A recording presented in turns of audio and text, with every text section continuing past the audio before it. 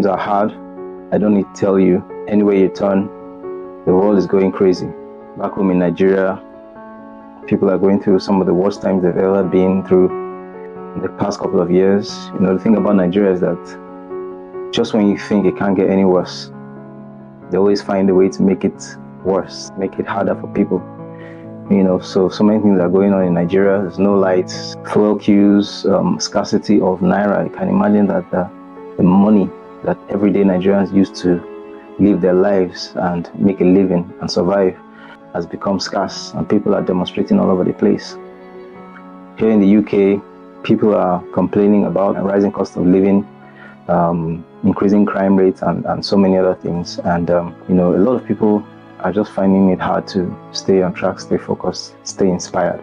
I can't tell you that I'm not feeling the pressure too, because as an individual trying to survive, trying to make a living, trying to take care of your family and yourself and your loved ones, things don't always fall into place the way you want them to. And sometimes it can be quite a lot of emotional and psychological energy to stay on track and stay on top of things. And so I just thought I'll share with you 3 things that I've been using to stay motivated and keep myself motivated and to stay on top of things and to get inspired, to get energy, because inspiration is key. You need to keep, it's like putting fuel in your car. You have to have fuel so that the car can keep moving to its destination. And so you have to re-energize yourself every now and then, find ways to get the energy going inside of you, that in spite of all the challenges around, you're still moving forward and able to make yourself go forward. So number 1 is that I've been listening to audiobooks. Now, I used to do this a lot when I was in university. Then when audiobooks used to come on CDs, so I would buy a pack of CDs. I invested heavily a lot in that, actually, because when I was living in university, I had a whole lot of audiobooks by different people like Brian Tracy, John Maxwell, and so on and so forth. And it was really, really encouraging and a good place to learn a lot of things. And so I found myself going back to doing that. And in the past few weeks, I've listened to a couple of audiobooks, such as Born a Crime by Trevor Noah. Amazing book, because you get to peek into the life of somebody else, how he was able to rise above the different prevailing conditions in his time. And he was born in quite a terrible time. He was born in apartheid in South Africa, when there was a lot of segregation and discrimination and suppression of blacks in their own country. And so I can't imagine how terrible it must have been. Whether you were black, white, whatever it was a terrible time. And so the book talks about his journey, right from when he was a boy to when he became a man independent on his own, and how he was able to navigate all of the challenges, using his wits, his personality, his charm, his hustle, his drive, and so on. And you learn a lot from those kind of books, because it teaches you that the situations and the conditions that you are going through sometimes are not as bad as what other people have gone through, and yet they were able to survive. And so it helps you to think about your life and think that, I can, survive. I can rise. I can become. Look at Trevor Noah's life is like a miracle right now. Whoever is famous in this world right now, he has interviewed those people. He has become friends with the people he used to idolize when he was a boy. And so that's to let you know that anything can happen. Another audiobook I listened to is Can't Hurt Me by David Goggins. I don't know if you've heard of David Goggins. David Goggins is one of the most inspirational human beings on this planet. He also rose up from a background of a lot of hardship, both internal and external hardships. Internal in the sense that he fought a lot of internal battles against himself, his stronger self fighting against his weaker self, and he was able to become who he is today. Just Google David Goggins. He's dubbed as the hardest man alive. The things he has put himself through, he is an example of self-discipline. He's an example of how you can put yourself through the grind, put yourself through hard times and come out on top, and use those hard times to train your mind and discipline yourself and your emotions and push yourself to achieve, even in the face of hardship. Push yourself. In fact, David Goggins deliberately sought out uncomfortable situations. He deliberately sought out pain. He made pain his friend. He made pain his ally. He made pain his energizer. And that is a fantastic skill to have, or a fantastic mindset to have in these times when things are hard. To be able to rise above the difficulty, to be able to use the pain and the stress of surviving in today's society to move forward in life. And I think there's a lot to learn from his story. And so many other books like that. I'm also listening to a book by Jordan Peterson, about the 12 rules of life or something like that. So yeah, I mean, listening to audiobooks is one of the things that has really helped. The second thing that I had to start doing was to develop a morning routine that I would follow daily. Many times I found myself waking up in the morning a little bit disoriented, not knowing how to really take charge of my day, maybe because of pressures of completed tasks, deadlines, present realities, responsibilities, and so on and so forth. And I got the inspiration that I really need to set a routine. I think it's from one of the audiobooks I listened to, or some other inspirational stuff I listened to, because that's what I spend a lot of my time doing. And I got to the point where I realized that you have to put some order, you have to put some structure into your life.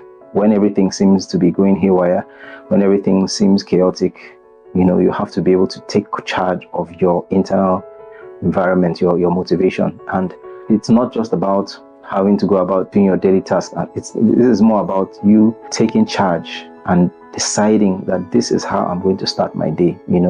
That for me was it. Like, I didn't want to just wake up in the day and just jump into whatever task was lying waiting for me. I didn't want to start my day feeling as if I am a slave to the tasks and the things I have to do. Rather, I wanted to have that sense of control, and so I developed a morning routine. So I wake up at 6. Well, the routine is that I'm supposed to wake up by 6. Trust me, it's not been easy.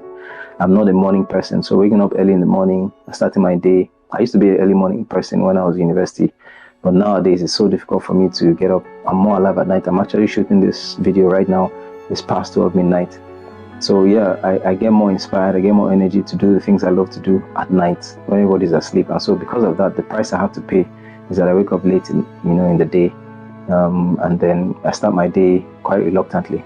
So I decided that I was going to start a morning routine. So my morning routine is that I wake up at 6:30. I read my goals out to myself. I read out some certain affirmations I've made, and about my life, about the direction I want my life to go.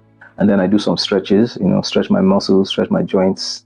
I go down, I take water, and put a little bit of lemon and a little bit of apple cider vinegar, and then I drink at least maybe up to 750 cl or almost a liter of water. And then I make a smoothie, a protein shake. I blend a couple of fruits. I put together some whey protein, and I mix that up and I drink. And I start doing some exercises. I start lifting some weights, doing some push-ups, press-ups, sit-ups, whatever exercise that I feel I need to do to train my body. And my goal in doing all of this was to just stay consistent, right? Because I just need to develop that routine and that consistency so that my body is used to being disciplined first thing in the morning. I think the way you start your day is very important. So I discipline myself first in the morning. And other people have different things they do as a routine, right? Some people wake up in the morning and they go out jogging, they go out cycling. Some people wake up in the morning and pray. Some people wake up in the morning and clean. So whatever routine you can set for yourself that will help you to just take charge of your day early in the morning, it's fine. If you have a job, a 9 to 5, that you have to be at work before 8 o'clock or by 8 o'clock, that sort of takes care of it for you, because you have to wake up in the morning, take care of yourself, and then get to work. So that, in a way, is a sort of routine.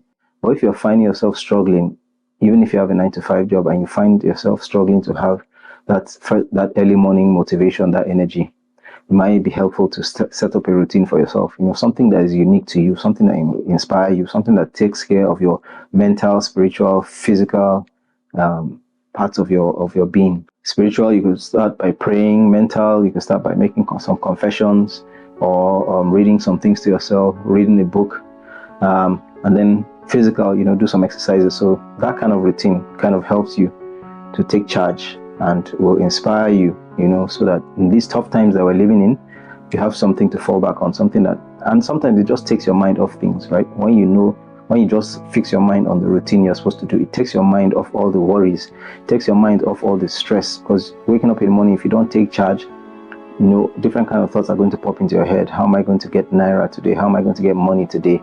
How am I going to find a job? How am I going to complete that task? All those worries will start setting in, and it's not a good way to start your day, trust me, to wake up worried, and so I find that having a routine helps you to take charge, helps you to suppress those worrisome thoughts and just start your day with energy, with focus, and with purpose. The last thing I found that helps me is I constantly engage in self-reflection. So once in a while, I take out a piece of paper and a pen, or I use a mind map, something I use a lot, and I just begin to, assess myself. Okay, what are my weaknesses? What are my strengths? What are the things that what are the mistakes I've made in recent past? What are the things I've done right? What are the things that have made more money for me in the last few years? Where are the places I've lost money? What are the things I've done that have made me lose opportunities? What are the things I've done that have made me to get opportunities or to take advantage of opportunities? What are the things I'm not doing? Am I networking well enough? Am I keeping in touch with friends and family? Am I prioritizing my activities and my goals? Am I reminding myself of my goals and my dreams? Am I responsible enough? Am I improving in the area of responsibility, in the area of discipline, in the area of physical fitness? Am I productive? Sometimes it helps to just sit down and self-reflect, because you see, if you just wake up every day and just go out and hustle and keep going and moving forward and thinking that you're moving forward, meanwhile you're staying in the same spot, if you just allow the external environment and the things that are happening to just control your mind and your thoughts and allow it to depress you, you won't go very far. And so sometimes taking time to take stock of your personal progress, of your personal growth, of your life in the past few years and last few months, sometimes that helps you to keep yourself focused, to keep in perspective, and to be able to face whatever is coming or whatever is currently happening. It's really powerful, to be able to do that self-reflection, because it increases your self-awareness, and self-awareness is a very, very critical thing to be able to have. It helps you to be more emotionally intelligent. Self-awareness helps you to be more aware of opportunities. You know your weaknesses, you know your strengths, so you're better able to respond to the challenges of life and the things that come your way. So these 3 things I would like to share with you, and I'll stop there. But if you feel that these 3 things have inspired you, or in any way, if there are things that you do, please feel free to share. If there are certain things that you do to keep yourself inspired every day, outside of the harsh realities of today's world, please do share also. There are a lot of people that like to learn from you as well. I'll stop right here. So do let me know what you think in the comments. Please subscribe to my channel. I know I've not been posting so frequently, but I'm making up my mind to be more frequent and post more frequently, and to just make sure that I'm productive and I'm sharing my experiences, sharing my thoughts, and moving forward. So thanks for watching, and stay tuned for more. Catch you in the next video.